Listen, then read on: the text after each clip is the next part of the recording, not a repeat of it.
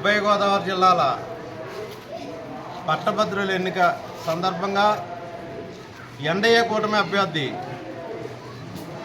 పేరాబత్తుల రాజశేఖర్ గారిని గౌరవనీయులు ముఖ్యమంత్రి వర్యులు చంద్రబాబు నాయుడు గారు, అలాగే ఉప ముఖ్యమంత్రి వర్యులు పవన్ కళ్యాణ్ గారు, అలాగే మన ప్రధాని నరేంద్ర మోడీ గారు బీజేపీ తరఫున ఎన్డీఏ కూటమి తరఫున రాజశేఖర్ గారిని అభ్యర్థిగా ప్రకటించడం జరిగింది.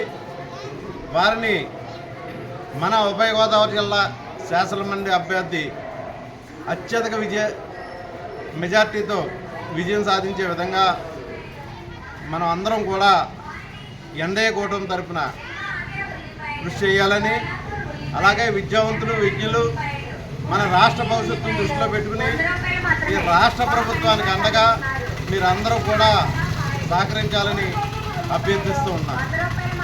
జై జనసేన, జై తెలుగుదేశం, జై బీజేపీ.